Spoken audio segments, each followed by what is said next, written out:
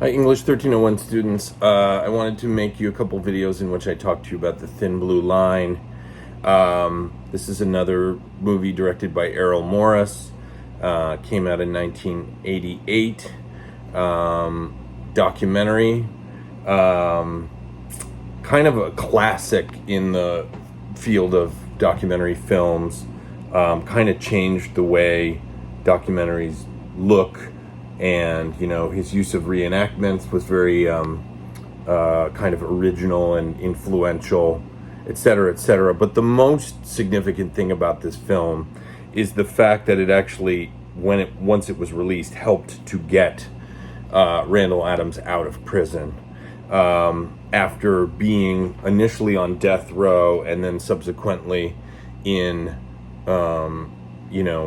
maximum security prison with a life sentence.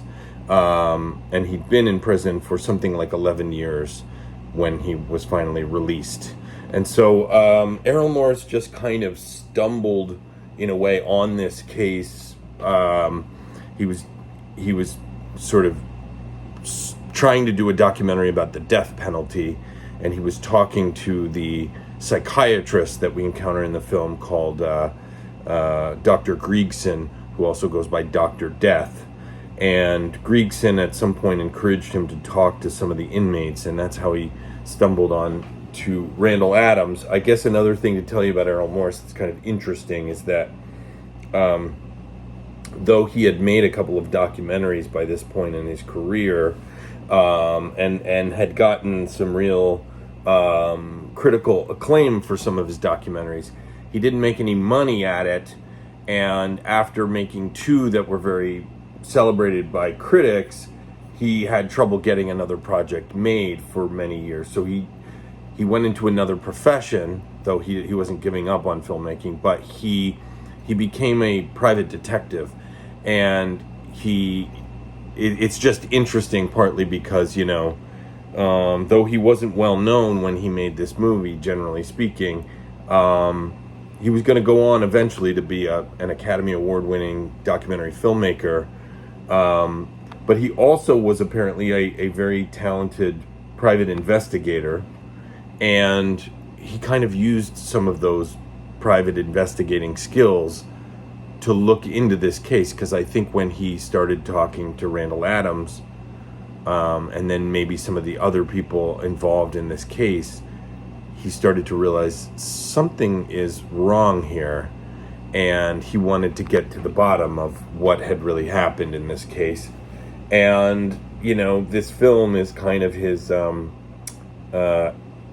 experience of interviewing all these people involved and trying to get to the bottom of what really happened on the night in question, in November of 1976, when Officer Robert Wood was shot and killed in Dallas.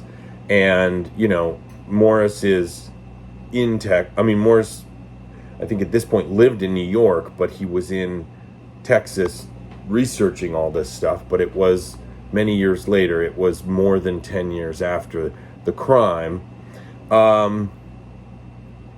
But he sort of looked at everything with a fresh eye, and so on. So there's more I could say, but I'll just segue into talking about some of the questions. I'm going to skip the first few because they're questions like, who is Randall Adams? Who is David Harris?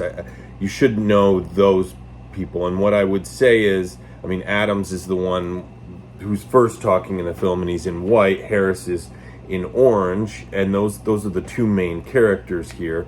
I say characters, but of course these are real people. It's a documentary.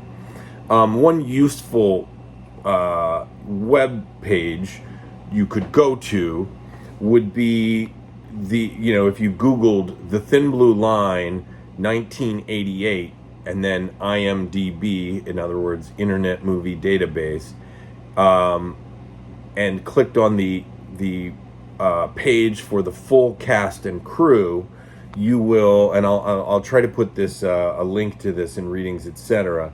But this will give you the names of the people in the film, Now, you don't necessarily have to know all of their names. An example would be at some point they interview David Harris's friends from Vidor, Texas. Vidor being a little small town. So, some of the people we encounter in the film are in Dallas and some are in Vidor because that's where David Harris is from. You don't necessarily need to know the three of his friends by name, but on this webpage it tells us, Hootie Nelson, Dennis Johnson, Floyd Jackson are their names. You will need to know the names of some of the people in this film, whether it's obviously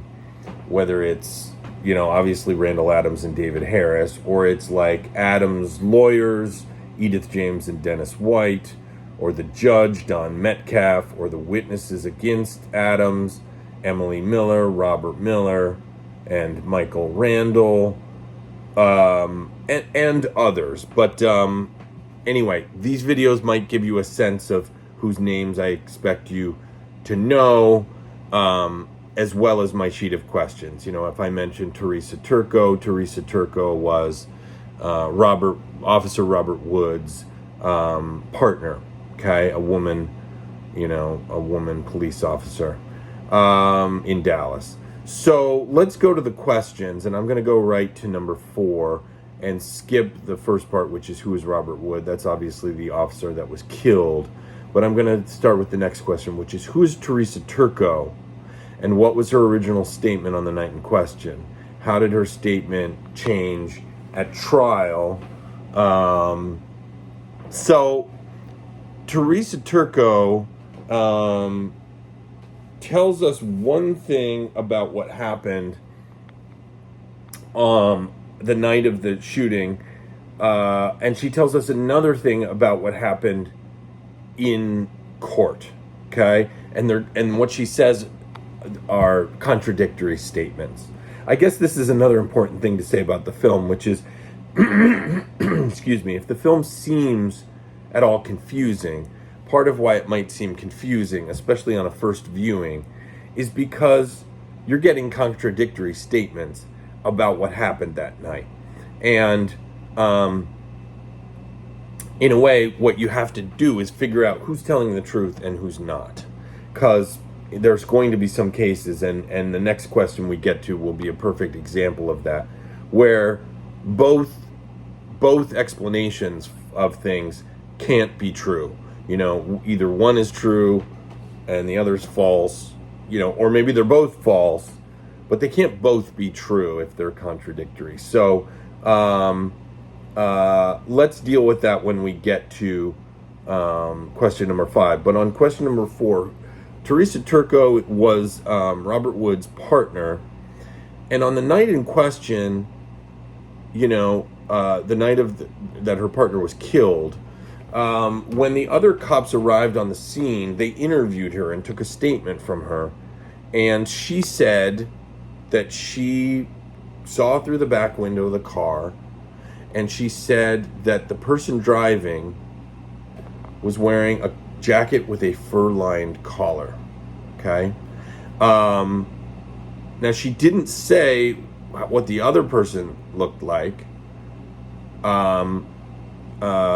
because David Harris's story was that he was crouched down in the, passenger side front seat, and David Harris claims that Randall Adams was driving the car.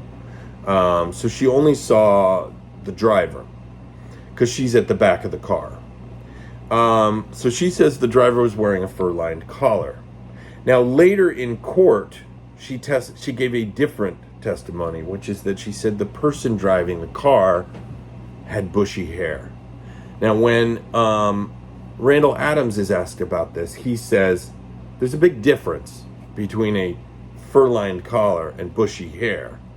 The other thing, of course, is some time had passed, and during that time they had arrested Randall Adams, and at the time he had bushy hair.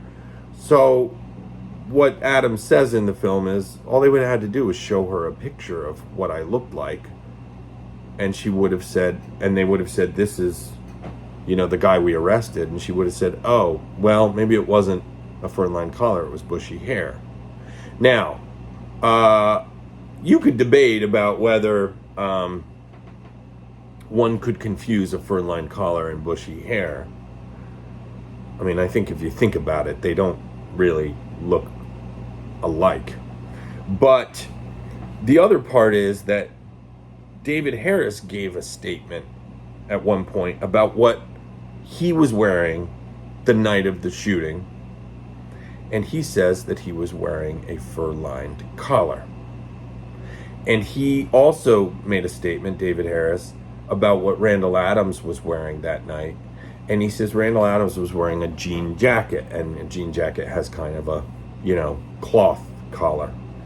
And so the idea that on the night of the shooting, Teresa Turco's testimony was the driver was wearing a fur-lined collar.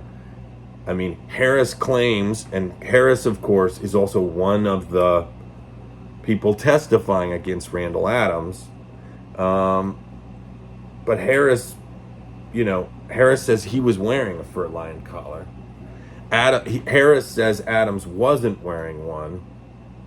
And Teresa Turco's original statement on the night of, she said the driver was wearing a fur-lined collar. But the statement changed, and in court she said the driver had bushy hair. So that raises some questions, and what Adams speculates in the film is, did Teresa Turco change her statement?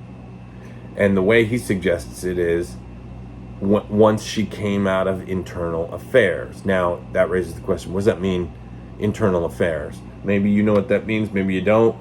It means the police that police the police. In other words, internal affairs is the, are the cops that oversee the police, and they're the ones that pursue wrongdoing on the part of police. Well, what wrongdoing would Teresa Turco have done? Well, standard procedure when you pull a car over is that one cop walks up to the driver's side of the car to talk to the driver and maybe ask to see their license or whatever it is. But the partner is supposed to get out of the car and stand behind the car for the sake of support if something goes wrong. But the question does come up at a certain point. Did Teresa Turco do that? And, it might raise the question like, well, what would lead us to believe that she didn't?